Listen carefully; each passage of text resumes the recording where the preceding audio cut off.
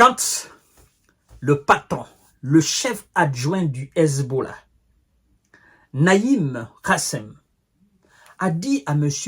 Benia, nous allons vous faire goûter la douleur que vous êtes en train de faire subir à la Palestine et au sud du Liban.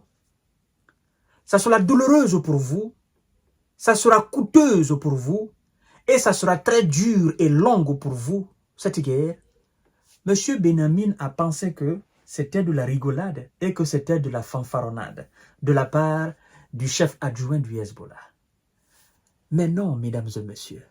En fait, aujourd'hui, après avoir bombardé la base navale près de Haïfa, et le dégât qu'il y a, M. Benyamin ne nous a pas parlé de ça, le Hezbollah nous informe ce soir que il a visé une autre base militaire, n'est-ce pas, près de Haïfa.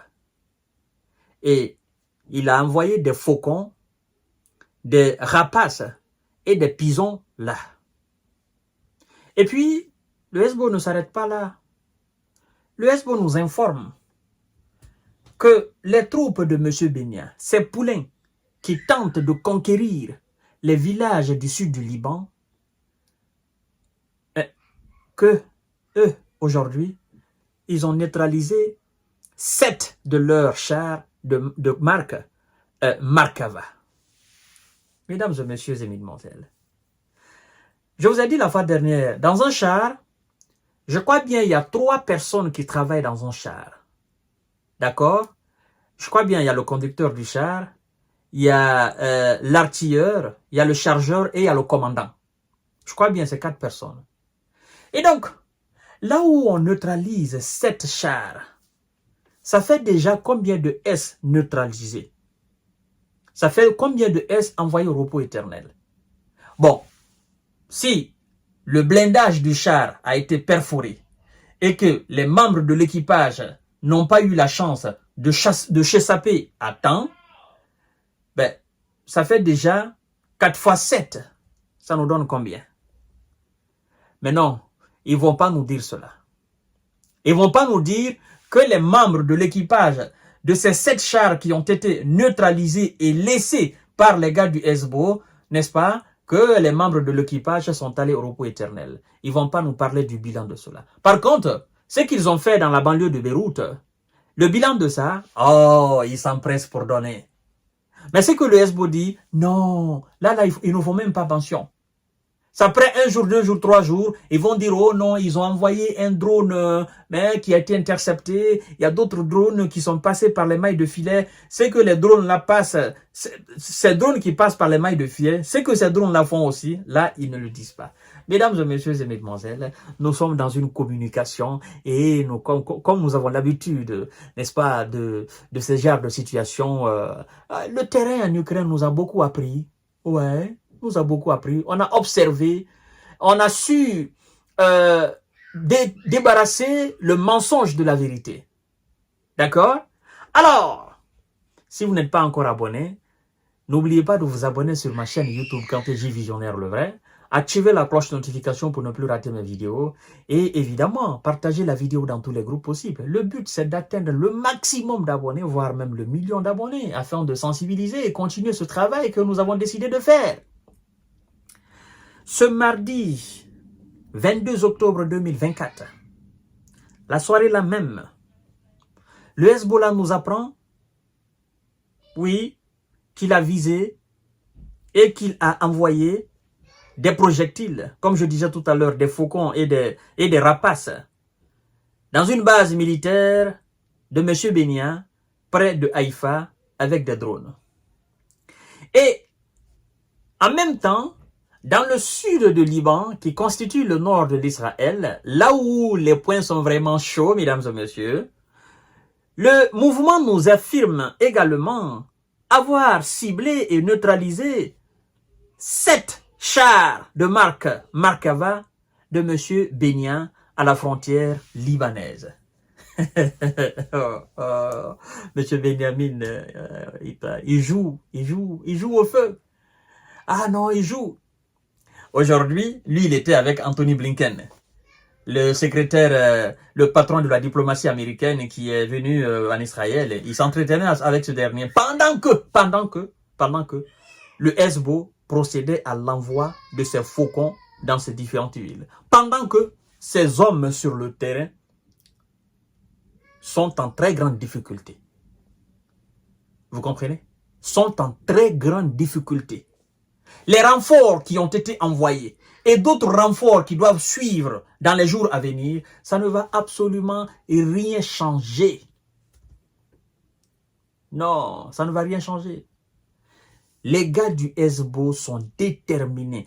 Si M. Benjamin savait le degré de détermination des gars du Hezbollah, j'en suis sûr qu'il allait mettre de l'eau dans son vin. Il allait procéder autrement. Oui. Parce que, en fait, je dois quand même vous informer, en toute sincérité, en toute honnêteté, en toute impartialité et en toute indépendance, que l'Israël n'a jamais gagné de guerre. Je parle de l'Israël, n'a jamais gagné de guerre contre qui que ce soit. Oui. Mais l'Amérique a gagné des positions contre des adversaires de l'Israël à la place de l'Israël. À chaque fois que c'est chaud, que c'est dur, c'est l'Amérique qui vient nettoyer pour l'Israël. La preuve en est que l'inefficacité du système de défense d'hommes de fer. Qu'est-ce qu'on fait? On envoie d'autres systèmes de défense qu'on appelle THAAD. Et on envoie plus d'une centaine de soldats sur le sol israélien. Centaines, c'est ce qu'on a affiché, c'est ce qu'on a dit officiellement. Mais nous savons par expérience que les soldats américains qui sont envoyés en Israël pour porter main forte à l'Israël, ça va au-delà de 200, ça va au-delà de 300. Mais pour ne pas qu'ils disent ce nombre exact et que le monde s'enflamme pour dire « Ah, vous voyez, à chaque fois que c'est chaud, que c'est l'armée américaine qui vient porter main forte », ils donnent un nombre. D'accord? Très inférieur au nombre exact qu'ils envoient.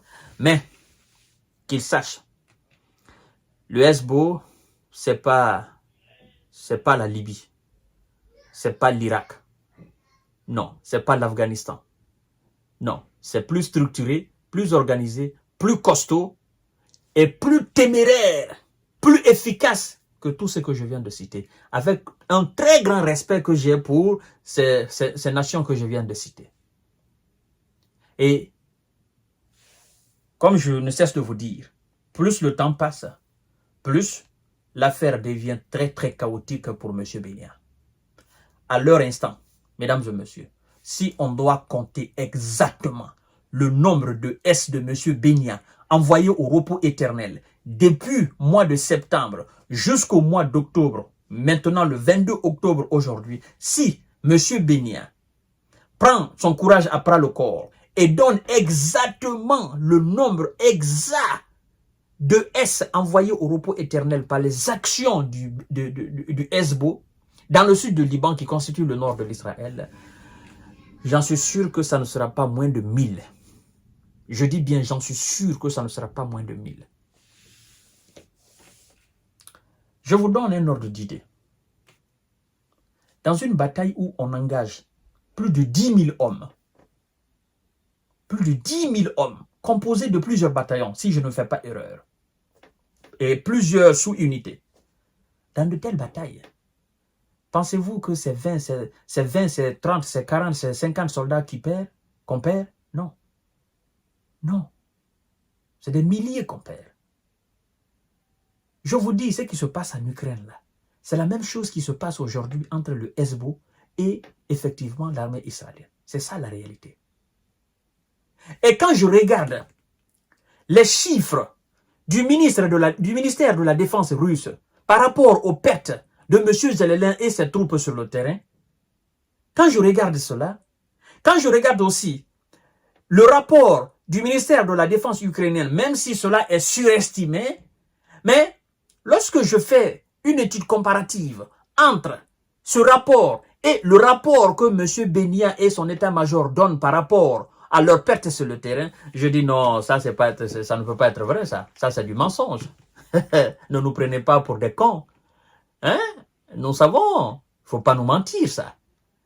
Ils perdent énormément. Mais ils refusent de diffuser les informations.